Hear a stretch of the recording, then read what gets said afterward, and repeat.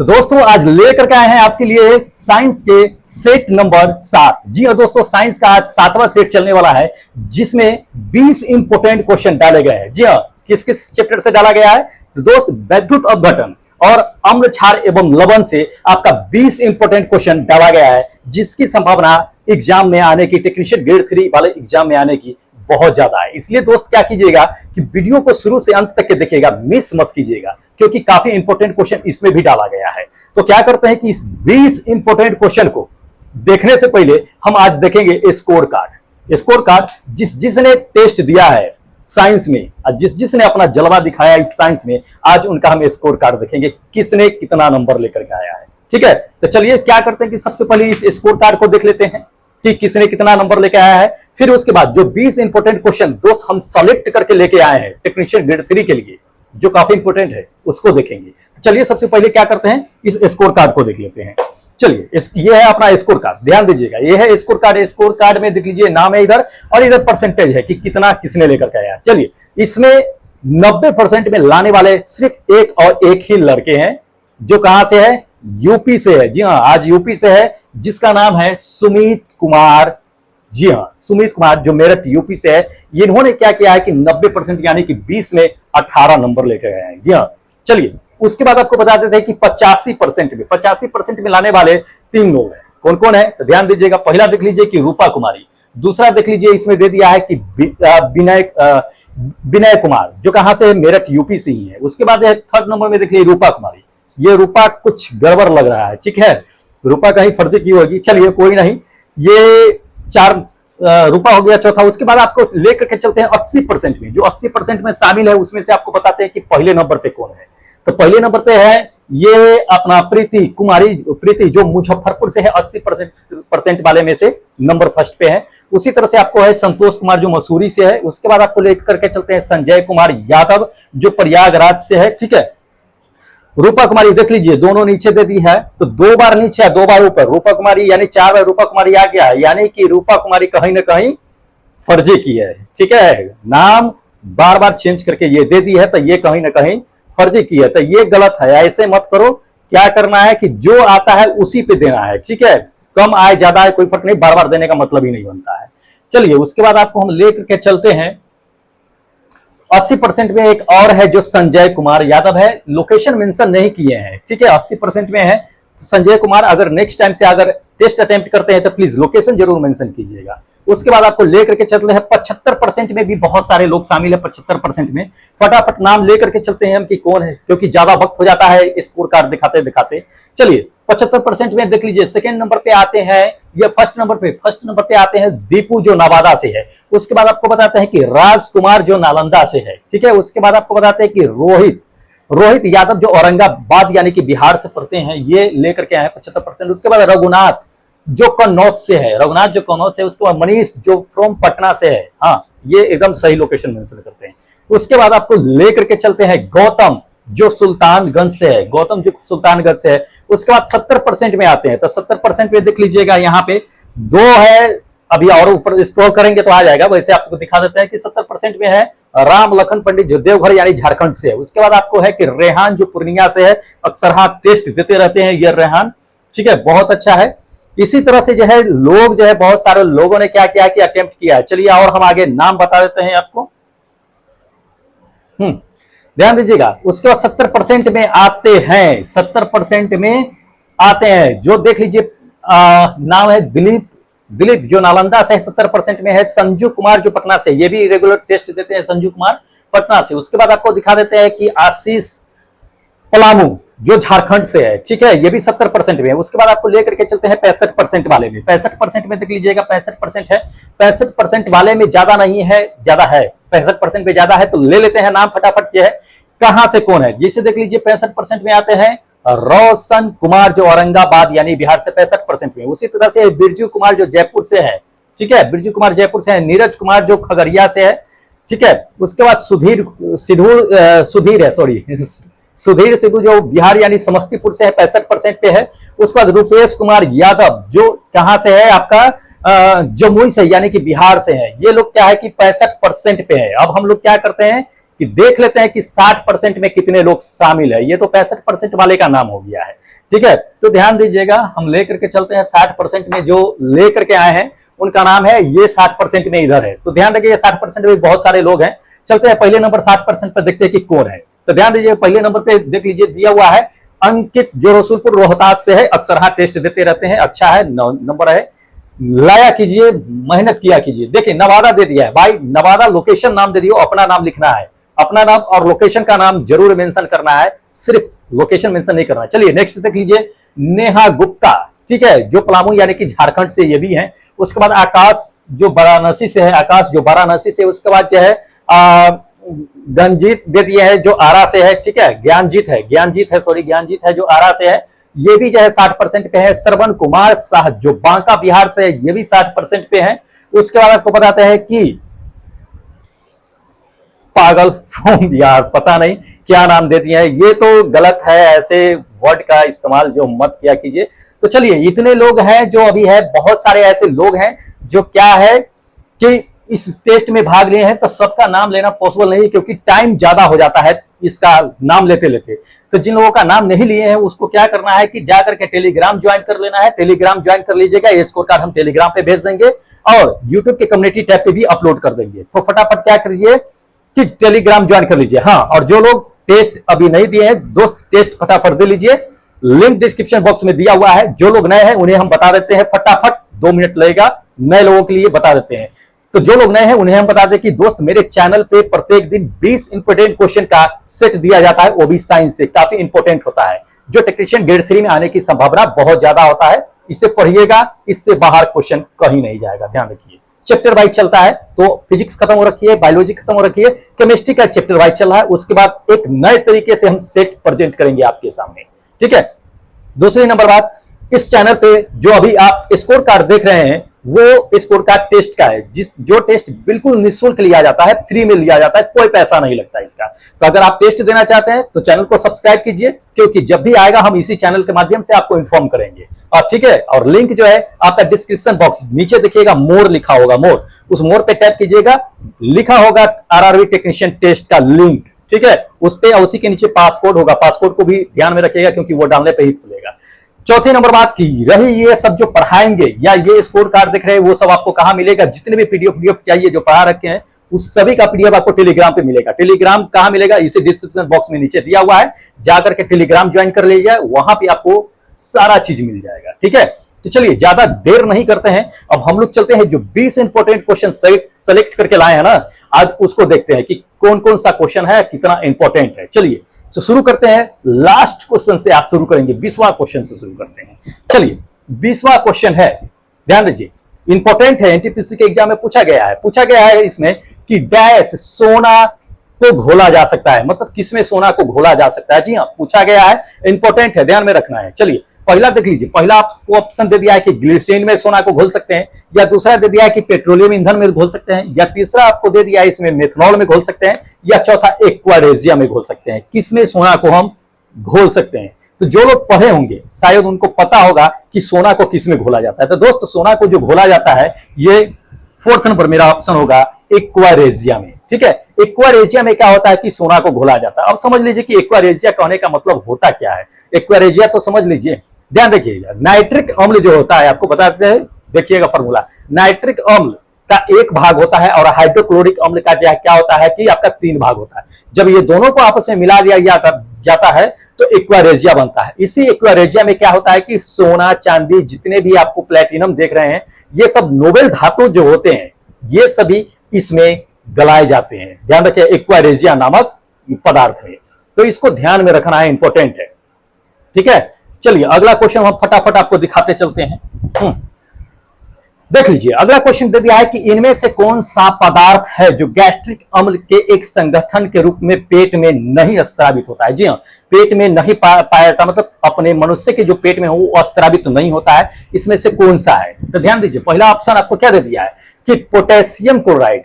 तो दोस्त potassium chloride पेट में स्त्रावित होता है, ठीक है, बायोलॉजी पढ़े होइएगा तो उसमें हम आपको बताए होंगे। दूसरा नंबर देख लीजिए, सल्फ्यूरिक अम्ल। तीसरा आपको दे दिया है इसमें कि हाइड्रोक्लोरिक अम्ल। चौथा दे दिया है सोडियम क्लोराइड, ठीक है।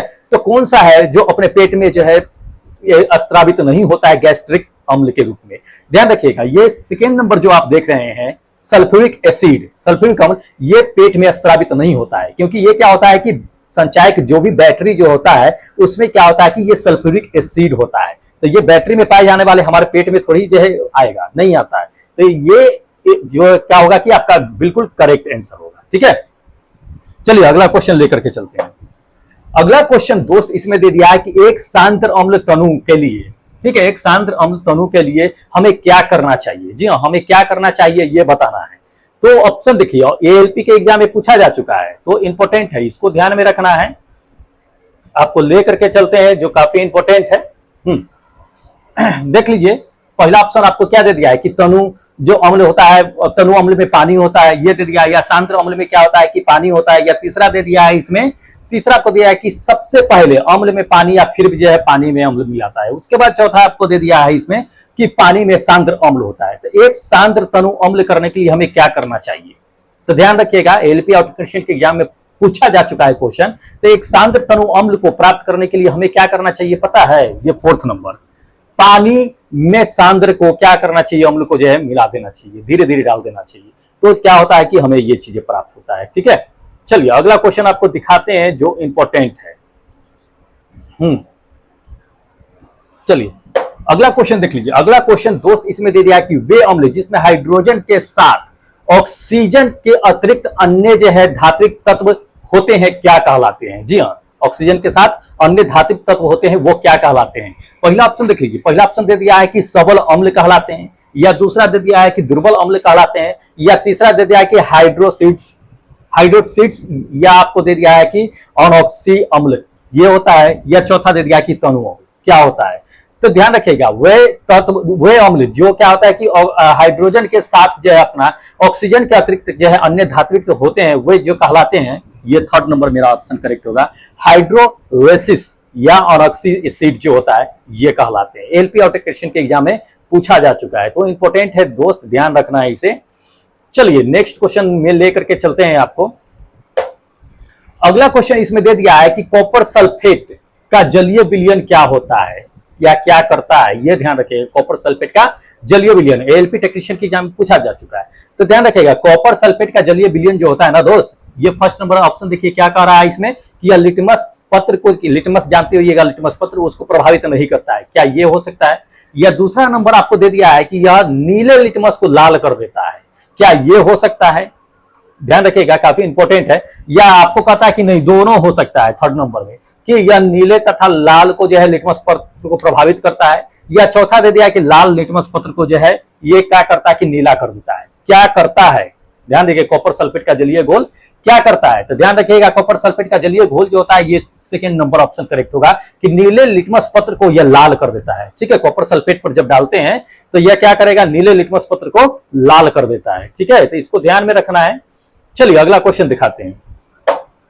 अगला क्वेश्चन इसमें आपको दे दिया है कि प्रबल अम्ल के विलयन में, प्रबल अम्ल के विलयन में डैश होते हैं, क्या होते हैं प्रबल अम्ल के विलयन में ये बताना है। ऑप्शन देख लीजिए, ऑप्शन नंबर फर्स्ट में आपको ये दे दिया है कि अणु और आयन दोनों होते हैं, या दूसरा ज्यादातर आयन होता है, या तीसरा दे दिया है आपको कि ज्यादातर अणु होते हैं, या चौथा दे दिया है कि ज्यादातर पानी होते हैं।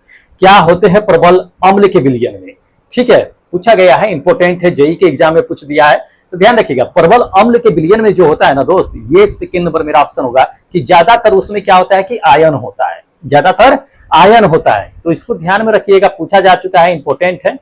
चलिए अगला क्वेश्चन दिखाते हैं। अगला क्वेश्चन दोस्त इसमें दे दिया कि सभी एसिड के लिए, सभी एसिड के लिए आम तत्व है, मतलब कि जनरली जो है तत्व कौन सा होता है जिसके बिना अम्ल का निर्माण हो ही नहीं सकता है। ठीक है, तो वो कौन सा इसमें जो है ये कहता है कि तत्व है, आम तत्व है, ये पूछा गया है, दो बार पूछ दिया है, इंपॉर्टेंट है। तो ध्यान रखिए पहला ऑप्शन क्या दे दिया है कि ब्रोमीन हो सकता है, कि सामान्य जो अम्ल होता है उसमें जो है एसिड, जितने सभी एसिड होता है उसमें ब्रोमीन होते हैं, या दूसरा क्लोरीन होते हैं, या तीसरा आपको दे दिया है कि आयोडीन होते हैं, या चौथा आपको दे दिया है हाइड्रोजन होते हैं। क्या होते हैं, तो ध्यान रखिएगा आप जितने भी अम्ल देखे होइएगा दोस्त, जितने भी अम्ल होते हैं उसमें क्या होता है कि आपको जो है हाइड्रोजन जरूर मौजूद होता है, जिससे कि आपको हम बता देते हैं हाइड्रोजन, जैसे कि HCl हाइड्रोक्लोरिक अम्ल, क्या अम्ल है ना, तो बिना हाइड्रोजन के अम्ल का निर्माण नहीं होता है, तो हाइड्रोक्लोरिक अम्ल हो जाएगा। ठीक है, उसी तरह से नाइट्रिक अम्ल चले जाइए तो नाइट्रिक अम्ल हो गया, ठीक है, तो ये सभी चीजें है कि मेल मूल जो है तत्व जो होता है क्या है एसिड के लिए जो होता है वो हाइड्रोजन होता है। ये पूछा भी गया है कई बार, तो इंपॉर्टेंट है। चलिए अगला क्वेश्चन देख लीजिए। अगला क्वेश्चन दे दिया है कि सामान्यतः धातुओं के ऑक्साइड प्रकृति में डैश होते हैं। तो जितने भी धातु के ऑक्साइड जो होते हैं, सामान्यतः ऑक्साइड जो होते हैं वो प्रकृति में क्या होते हैं, धातुओं के ऑक्साइड जो होते हैं। तो ध्यान दीजिए, पहला नंबर क्या दे दिया है कि उदासीन होता है। क्या ये हो सकता है कि उदासीन होता है, या दूसरा अम्लीय होता है, या तीसरा क्षारीय होता है, या चौथा आपको दे दिया है कि उभयधर्मी होता है। तो सामान्य धातु के ऑक्साइड जो होते हैं दोस्त, ये सेकेंड नंबर अम्लीय होता है, ये अम्लीय बनाता है। ध्यान रखिएगा, क्या बनाता है, अम्लीय बनाता है। तो ये पूछा जाता है, इंपॉर्टेंट है, धातु के ऑक्साइड अम्लीय ही बनाता है। ये चीजें तो हम लोग अच्छी तरह से पढ़े हुए भी हैं। चलिए अगला क्वेश्चन देखिए। अगला क्वेश्चन इसमें दे दिया है कि प्रति अम्ल के बारे में निम्नलिखित में से कहता है कि कौन सा कथन सत्य नहीं है, गलत है, ये बताना है। ऑप्शन देख लीजिए। ऑप्शन नंबर पहला में दे दिया आपको कि प्रति अम्ल जो है अतिरिक्त जठर अम्ल को उदासीन कर देने में करने के लिए उपयोग करते हैं। तो ये कथन सही है, बिल्कुल सही है, प्रति अम्ल इसके लिए किया जाता है। दूसरा देख लीजिए, दूसरा नंबर कहता है कि प्रति अम्ल प्रबल अम्ल होते हैं, ये गलत है। प्रति अम्ल जो होता है वो प्रबल अम्ल नहीं होता है, ये गलत है। इसमें हमको क्या करना था, गलत ही पहचाना था। तो ये सेकेंड नंबर मेरा ऑप्शन क्या होगा कि सही हो जाएगा। ठीक है, तो इसको ध्यान में रखना है। चलिए अगला क्वेश्चन अब दिखा देते हैं आपको फटाफट। दोस्त अगला क्वेश्चन दे दिया है कि संक्षारण एवं जंग से बचाने के लिए, संक्षारण और जंग से बचाने के लिए जानते होइएगा कि इसमें से किसका जो है क्या किया जाता है कि विद्युत लेपन किया जाता है धातु पर। ठीक है, तो हम लोग पढ़े हुए हैं, इंपॉर्टेंट क्वेश्चन है, कई बार पूछा भी जा चुका है, तो पूछे जाने की संभावना बनती है। चलिए पहला ऑप्शन देख लीजिए कि जो विद्युत लेपन करते हैं वो किसका करते हैं कि क्रोमियम का करते हैं, ये हो सकता है। या दूसरा दे दिया है कि जस्ता का करते हैं, या तीसरा दे दिया है कि तीसरा आपको दे दिया है कि रोडियम का करते हैं, या चौथा दे दिया है टीन का करते हैं।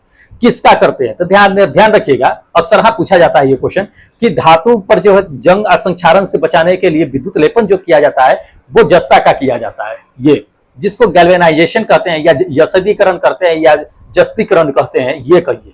ठीक है, तो ये क्या होगा कि ये सेकेंड नंबर मेरा ऑप्शन क्या होगा, बिल्कुल करेक्ट होगा। तो इस सबको क्या कीजिएगा कि ध्यान में रखिएगा, काफी इंपॉर्टेंट है। ठीक है, छोड़ना नहीं है। चलिए अगला क्वेश्चन आपको हम बताते हैं।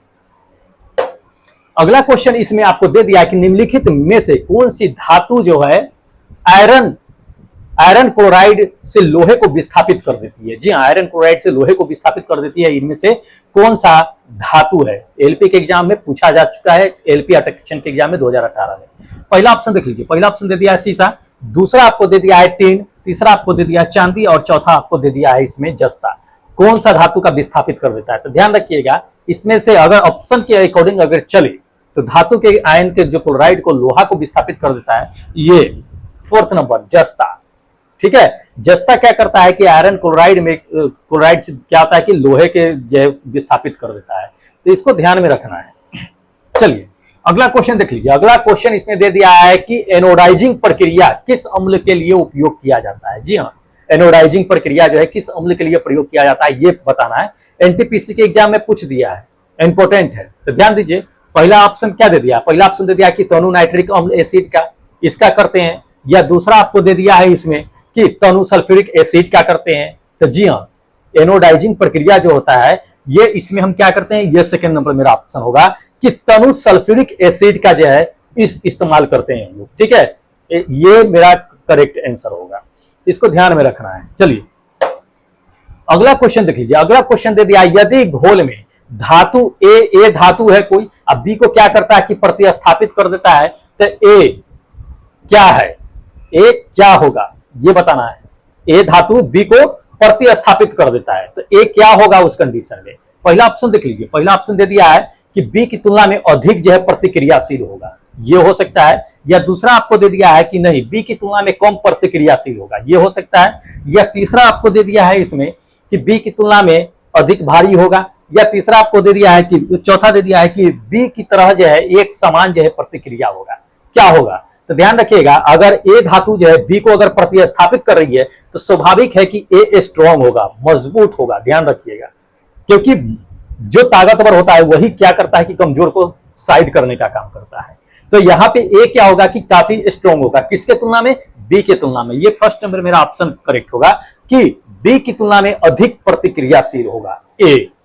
ए जो होगा अधिक प्रतिक्रियाशील होगा बी की तुलना में। तो इसको ध्यान में रखना है, इंपॉर्टेंट है, पूछा जा चुका है ये, तो पूछे जाने की संभावना बनती है, इसी तरह से पूछता ही है, ज्यादा भारी नहीं पूछता है। ठीक है, चलिए अगला क्वेश्चन दे दिया इसमें कि घटती हुई प्रतिक्रिया के रूप में व्यवस्थित आम धातुओं का जो है इस प्रकार जो है जाना जाता है, किस प्रकार से जाना जाता है? अगर घटती हुई प्रतिक्रिया के रूप में अगर धातु को अगर व्यवस्थित किया जाए, सजा दिया जाए, तो आम धातुओं को किस नाम से जानते हैं, यह जानना है। पहला ऑप्शन देख लीजिए, पहला ऑप्शन दे दिया है कि प्रवाहकत्व के नाम से जानेंगे, या दूसरा दे दिया है कि इलेक्ट्रोलाइटिक अपचयन के नाम से जानेंगे, या तीसरा दे दिया है कि गतिविधि श्रृंखला के नाम से जानेंगे, या चौथा आपको इसमें दे दिया है कि प्रतिक्रियात्मकता के नाम से जानेंगे। किस नाम से जानेंगे? तो ध्यान रखिएगा, अगर घटती हुई प्रतिक्रिया के रूप में अगर जो व्यवस्थित किया जाए धातु को, तो उस धातु को इस थर्ड नंबर के नाम से जानेंगे, क्या? गतिविधि श्रृंखला के नाम से जानेंगे। ठीक है, तो अब किस तरह का होता है ये भी जान लीजिए कि घटती हुई जो है प्रतिक्रिया के रूप में कैसे इस्तेमाल करते हैं। जैसे देख लीजिए, ये घटती हुई प्रतिक्रिया के रूप में, जैसे कि लिथियम हो गया, आपका पोटेशियम हो गया, बेरियम हो गया, ये हो गया सिलिकॉन हो गया, उसके बाद जो है आपको कैल्शियम हो गया, सोडियम, मैग्नीशियम, एल्यूमिनियम, ये सब क्या है कि ये घटते हुए एक जो है रूप में जो इसको क्या किया गया है कि सजाया गया है, तो इसको जो है गतिविधि श्रृंखला के रूप में हम लोग जानते हैं। तो ध्यान रखिएगा, इस तरह से पूछा जा सकता है आपको, तो इसको छोड़ना नहीं है। ठीक है, चलिए अगला क्वेश्चन दिखाते हैं। अगला क्वेश्चन इसमें आपको दे दिया है कि विद्युत का उपयोग करके क्या करते हैं कि जल से ऑक्सीजन और हाइड्रोजन के अणु को क्या करते हैं कि बिल्कुल अलग कर देते हैं, तो उस प्रक्रिया को क्या कहते हैं? जी हाँ, उस प्रक्रिया को क्या कहेंगे ये जानना है। तो ऑप्शन देख लीजिए, ऑप्शन नंबर पहला में दे दिया है कि जल का किण्वन कहते हैं, या दूसरा आपको दे दिया है कि जल का आयनीकरण कहते हैं, या तीसरा आपको दे दिया है जल का विद्युतीकरण कहते हैं, या चौथा दे दिया है कि जल जल अपघटन कहते हैं। क्या कहते हैं?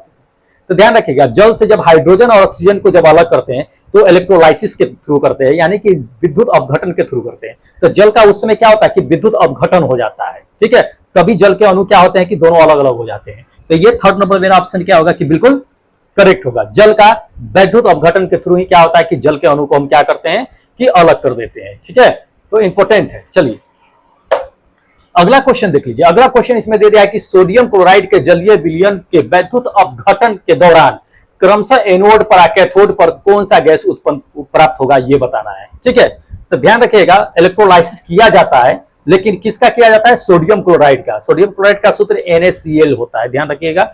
तो उस पे क्या होगा कि उसका विद्युत अपघटन किया जाएगा, तब उस कंडीशन में होगा क्या, एनोड पर क्या आएगा, कैथोड पर क्या आएगा, ये बताना है। ऑप्शन नंबर पहला देख लीजिए।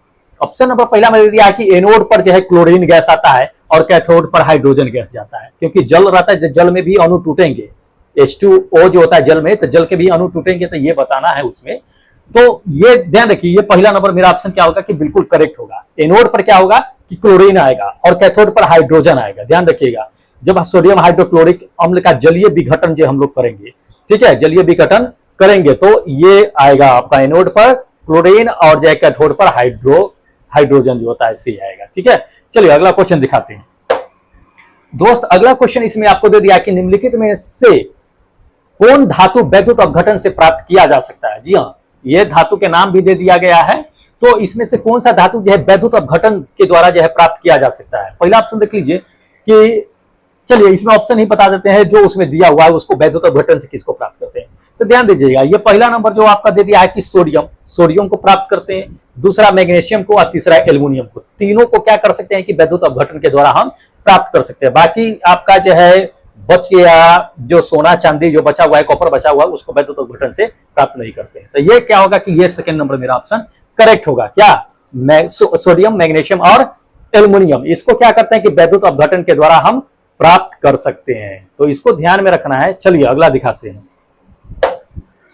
अगला क्वेश्चन दोस्त इसमें आपको दे दिया है कि इनमें से किसका जलीय विलयन जो है विद्युत अपघटन के फलस्वरूप सोडियम हाइड्रोक्साइड का जो है निर्माण होता है? ठीक है, इसमें से किसका? तो पहला देख लीजिए, पहला आपको दे दिया है कि नाइट्रस ऑक्साइड N2O दे दिया है। ठीक है, उसके बाद आपको दे दिया है कि नहीं, दूसरा दे दिया है कि सोडियम, नाइट्रस नहीं है, सोडियम ऑक्साइड है। अच्छा, सोडियम इसमें दे दिया है कि सल्फेट दे दिया है, या तीसरा दे दिया है सोडियम बाइकार्बोनेट दे दिया है, या चौथा आपको दे दिया है इसमें कि सोडियम क्लोराइड। ठीक है, क्या होगा? तो ध्यान रखिएगा सोडियम क्लोराइड जो है क्या है कि वैद्युत अपघटन के फलस्वरूप क्या होता है कि हमें प्राप्त होता है। तो ध्यान रखिएगा सोडियम जो है एनोड पर, क्लोरीन जो है कैथोड पर प्राप्त होता है, ये तो पता है ना। तो ये 4th नंबर मेरा ऑप्शन क्या होगा कि बिल्कुल करेक्ट होगा। ठीक है, चलिए अगला क्वेश्चन दिखाते हैं। अगला क्वेश्चन इसमें आपको दे दिया है कि लवण जल, इसमें लवण जल के विद्युत अपघटन के द्वारा इनमें से कौन सा जो है उत्पाद प्राप्त बनता है ये बताना है। ठीक है, लवण जल के वैद्युत अपघटन। तो लवण जल में क्या होता है कि लवण जल में क्या होता है कि आपका सोडियम क्लोराइड होता है। ठीक है, और जब उसका वैद्युत अपघटन किया जाता है तो क्या बनता है ये बताना है। ठीक है, तो चलिए ऑप्शन पहला देख लेते हैं कि क्या है। पहला आपको दे दिया है कि ब्लीचिंग पाउडर, ये हो सकता है, या दूसरा आपको दे दिया है कि पोटेशियम हाइड्रोक्साइड, ये हो सकता है, या तीसरा आपको दे दिया है इसमें कि कैल्शियम हाइड्रोक्साइड, ये हो सकता है, या चौथा आपको दे दिया है सोडियम हाइड्रोक्साइड, ये हो सकता है। तो लवण जल का जब वैद्युत अपघटन जो होता है तो सोडियम हाइड्रोक्साइड क्या होता है कि ये बनता है NOH, जिसको बोलते हैं सोडियम हाइड्रोक्साइड। ये 4th नंबर मेरा क्या होगा ऑप्शन बिल्कुल करेक्ट होगा। ठीक है, चलिए अगला क्वेश्चन आपको लेकर के चलते हैं दोस्त, जो इंपॉर्टेंट ही है और लास्ट है।